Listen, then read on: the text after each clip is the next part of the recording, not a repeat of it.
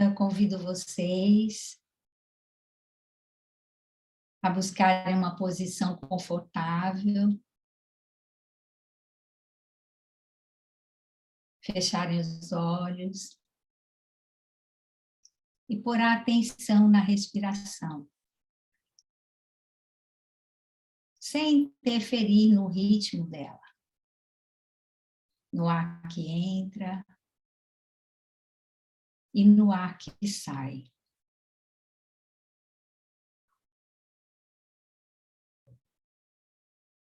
Perceba como está o seu corpo. Os pés bem apoiados. Relaxe-os. Relaxe as pernas. As articulações coxo-femorais. Relaxe a pelve.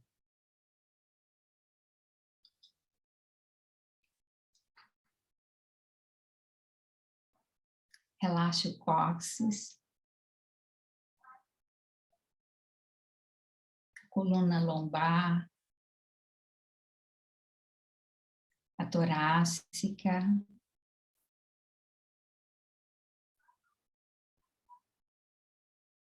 Relaxe os ombros.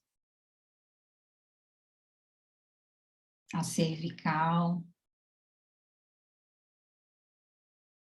E põe a atenção nos braços. Desça a sua atenção até suas mãos. Coloque-as voltadas para cima, apoiadas nas suas pernas e relaxe.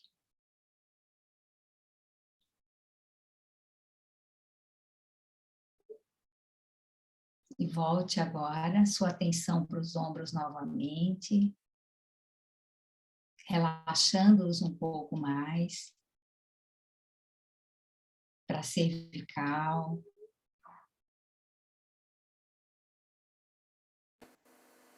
para o couro cabeludo, para as orelhas. Relaxe. Relaxe a testa. Relaxe os olhos. Relaxe a sua face, a sua boca, a língua. Relaxe o pescoço como um todo e desça a sua atenção para o seu tórax. Novamente para o ar que entra e para o ar que sai. E põe a atenção no abdômen e relaxe. Solte os glúteos, os órgãos genitais. Permita-se entregar a este momento.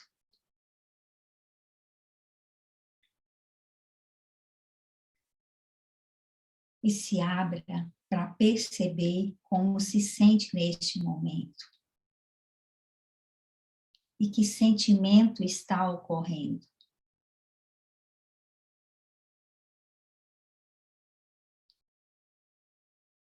Tem resistência? Se tiver qualquer resistência, acolha e volte novamente para a sua respiração. Para o ar que entra e para o ar que sai.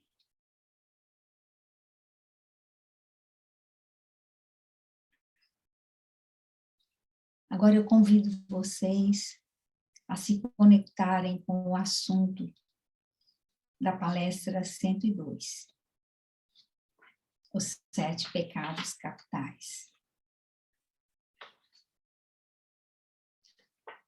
O guia diz, nessa palestra, que uma vez no caminho do autoconhecimento, nós percebemos o que falta em nossa vida.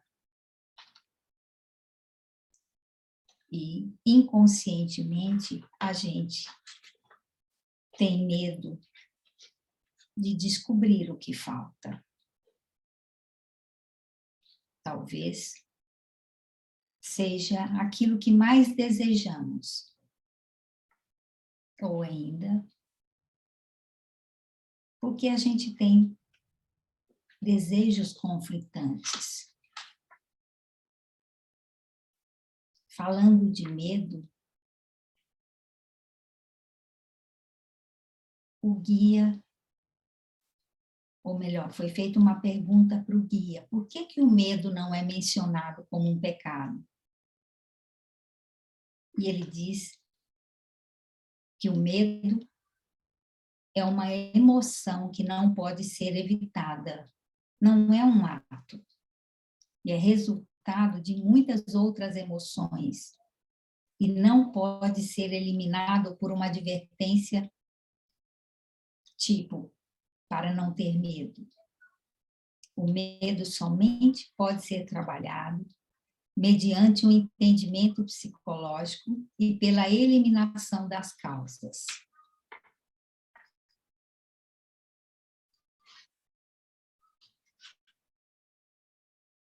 Na palestra 92, eu peguei uma citação que diz que você encontre nesta palestra, e aí agora na palestra 102, alguma coisa que traga um pouco mais de luz e ajuda para o seu trabalho, um pouco mais de incentivo, de esperança, de força, de impulso interior, sem tensão nem ansiedade, para que você se liberte da sua escravidão, para que você se torne íntegro em vez de dividido. E o guia menciona que todos vocês já sabem que a fé em Deus, de maneira autêntica, segura, profunda, sincera e sincera, somente pode existir na pessoa que tem fé em si mesma. Eu convido vocês para devagarinho, no seu tempo, irem voltando e abrindo seus olhos.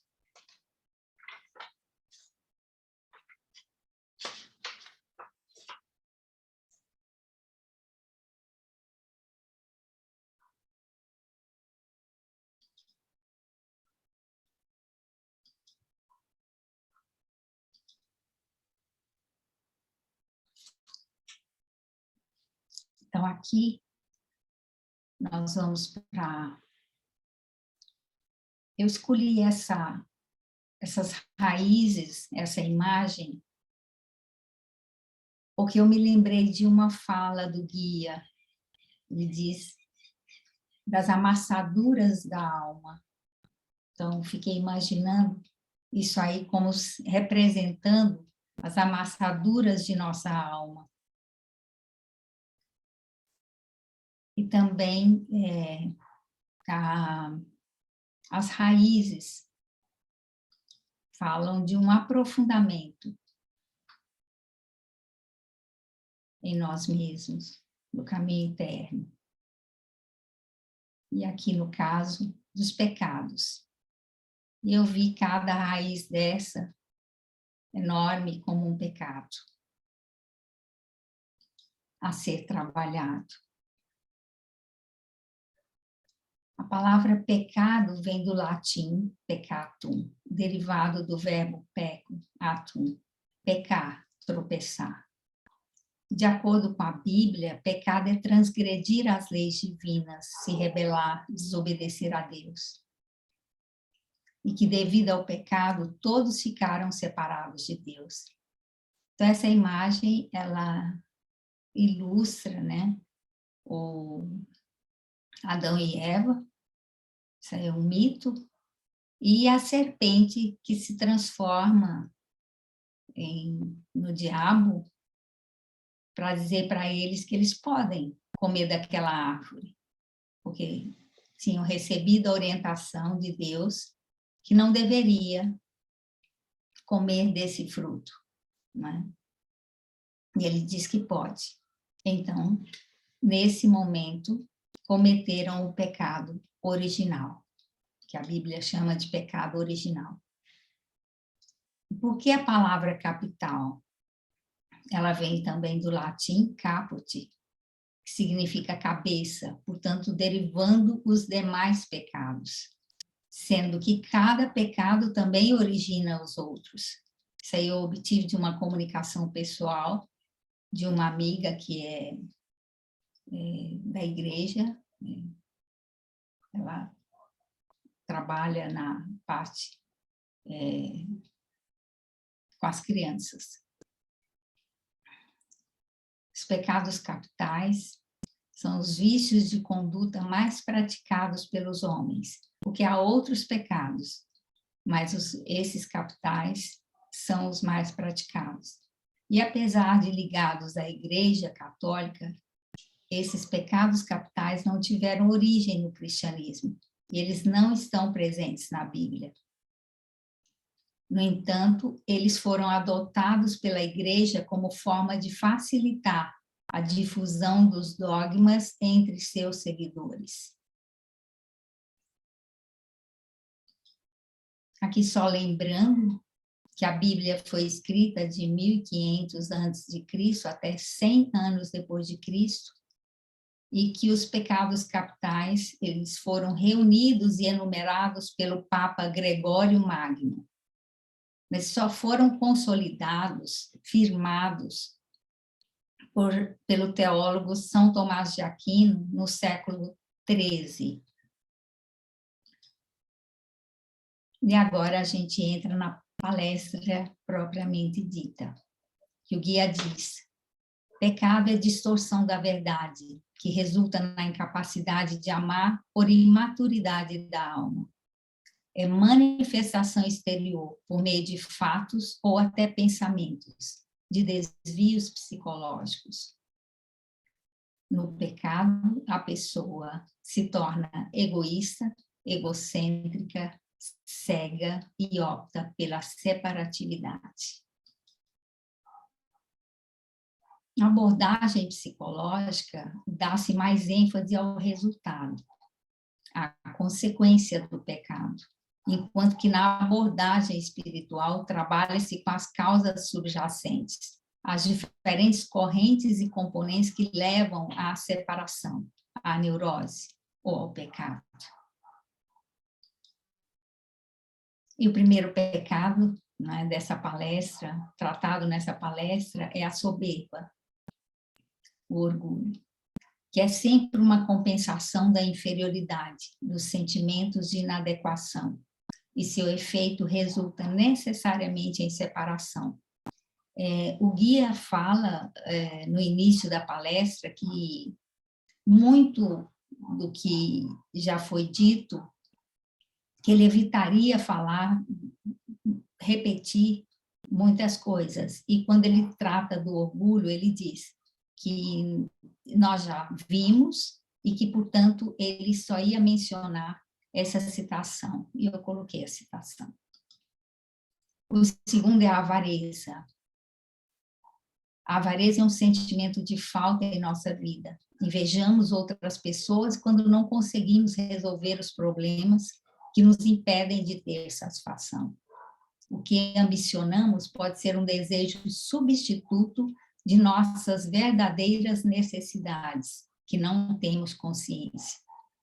Essa imagem, eu escolhi essa imagem porque eu entendi, eu fiz uma leitura de que a pessoa que está para entregar esse dinheiro está segurando, está com dificuldade né, de fazer um pagamento, que foi isso que me veio, né, na leitura que eu fiz. Quando estamos na ambição, acreditamos que a posse nos trará felicidade.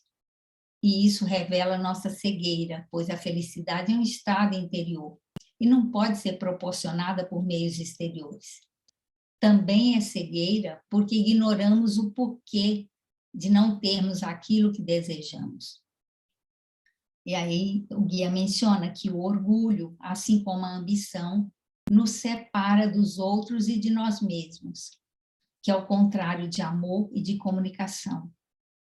Que nós construímos um lugar especial e isolado, ou então nós ambicionamos o lugar especial que acreditamos que as outras pessoas têm. E tudo isso é resultado da cegueira interior, que nos leva ao egoísmo e à separação. O terceiro pecado que ele menciona é a luxúria. E ele diz, também aqui, estou com uma parte que é citação, onde existe uma corrente de força, uma necessidade vigorosa que não sabe renunciar, existe luxúria. É qualquer espécie de desejo apaixonado, tendo ou não a ver com sexualidade. É a atitude infantil do quero ter, quero receber, sem o verdadeiro espírito da reciprocidade. E que a pessoa, nós, no caso, podemos até estarmos dispostos a dar, desde que a gente receba o que a gente quer.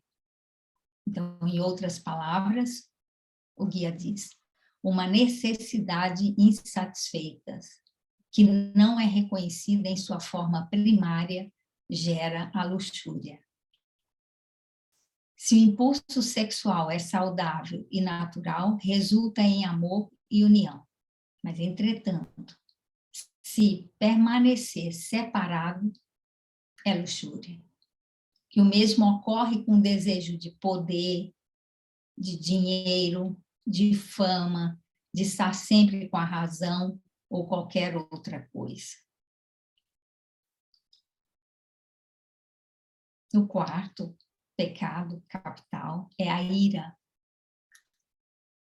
E ela diz que é uma emoção secundária à mágoa ou à dor. E quando descobrirmos o sentimento original, não precisaremos ter raiva.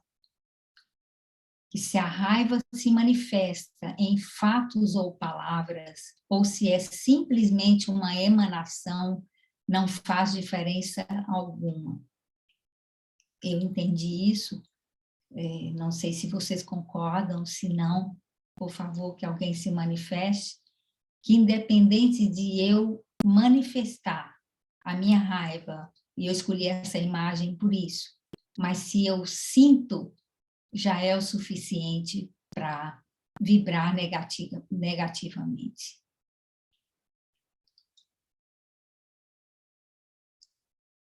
Ele diz que quando nos sentimos magoados,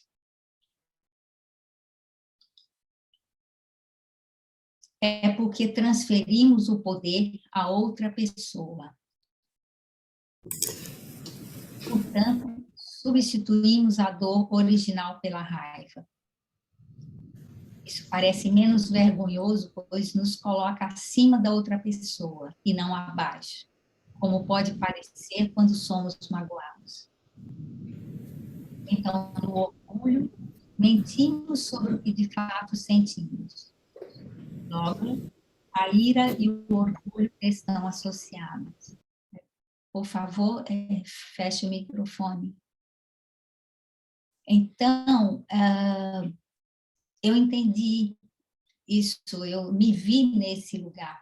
Quantas vezes eu fui para a soberba para não manifestar, de fato, a vergonha de ter me enraivecido por tão pouco, sabe?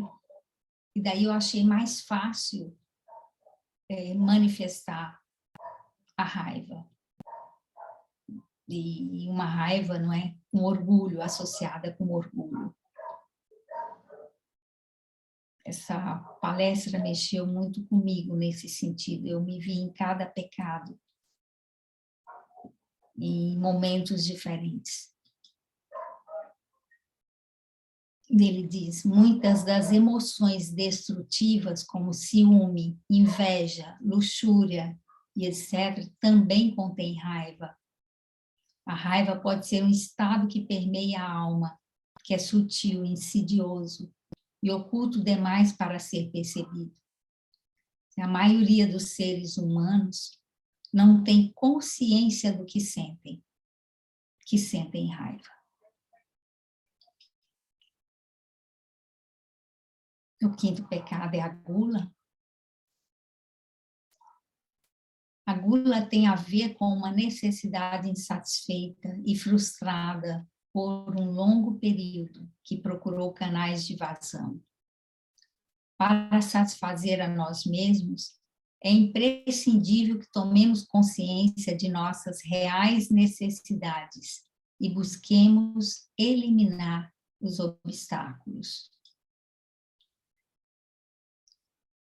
Ainda falando do pecado da gula, ele diz, quando nos sentirmos insatisfeitos e infelizes, pode ser por egoísmo, mas também pode ser que nossa psique perceba a necessidade de contribuir, a necessidade de ser feliz. E é essa sensação que nos impulsiona à luta, à busca. Então, quando buscamos o caminho interno, de fato, nos encontramos, ou nos encontraremos, né? Porém, se nossa busca nos conduzir para fora, o alívio da pressão interior será apenas temporário. Uma delas é a gula.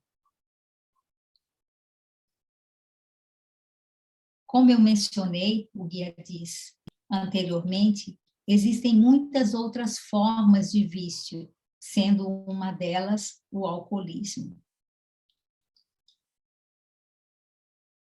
O sexto pecado é a inveja, e aqui novamente o guia diz o seguinte, que não preciso me aprofundar, porque já tratei do tema anteriormente.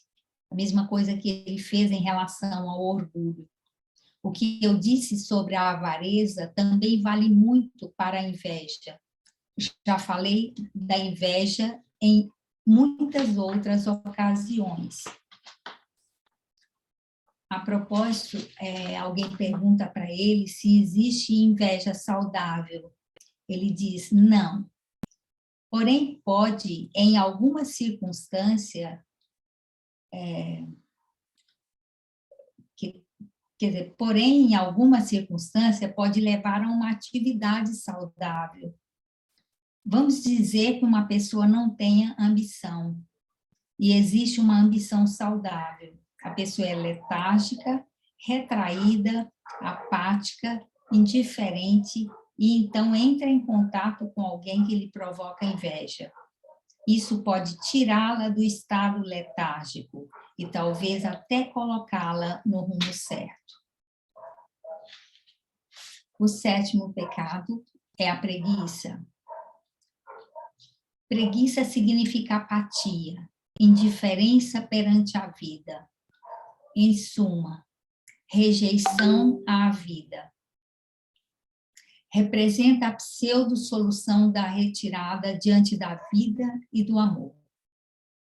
A preguiça é um mecanismo de defesa. Por medo de nos ferirmos, nos defendemos com indiferença a tudo que gera vida. E nesse retraimento, não conseguimos sentir e entender os outros.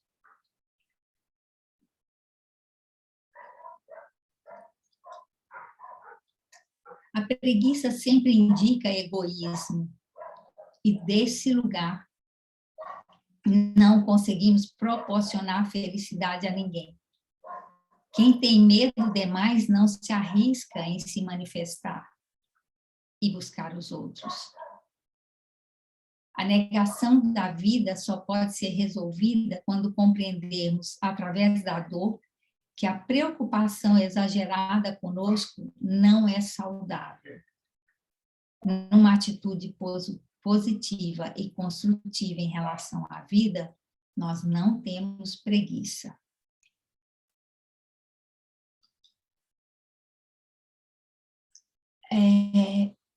Antes de passar para essa pergunta, eu gostaria de voltar numa outra pergunta que eu não coloquei aí, que é sobre a raiva saudável.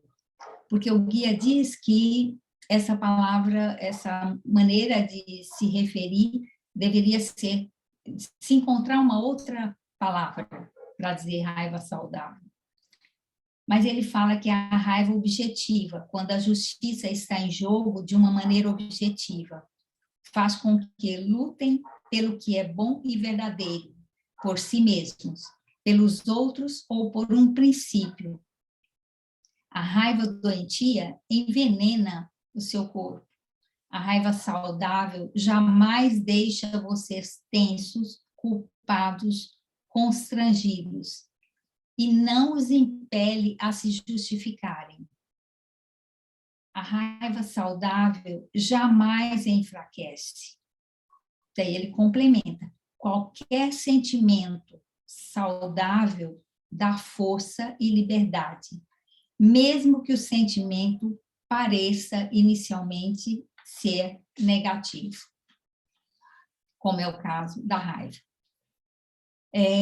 Foi feita uma pergunta para ele, que eu coloquei apenas o que importava mais nessa resposta que ele deu. Que parece que um pecado desemboca no outro. E aí perguntou-se se existe uma ligação clara entre a preguiça e a gula.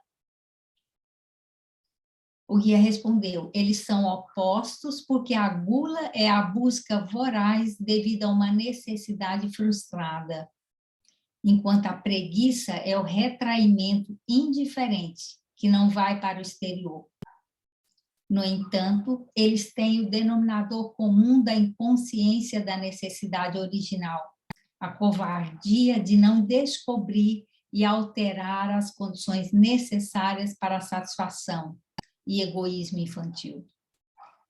Como os dois provêm da confusão e da desordem, da necessidade real inconsciente deslocada, eles geram mais confusão e desordem. Essa outra eu acabei falando já para vocês, tá? Então, acho que eu posso passar. E aqui eu encerro a parte teórica dizendo: eu me comprometo com a vontade de Deus, entrego o coração e a alma a Deus, mereço o melhor da vida, sirvo à melhor causa da vida, sou uma manifestação abençoada de Deus. Da palestra 241.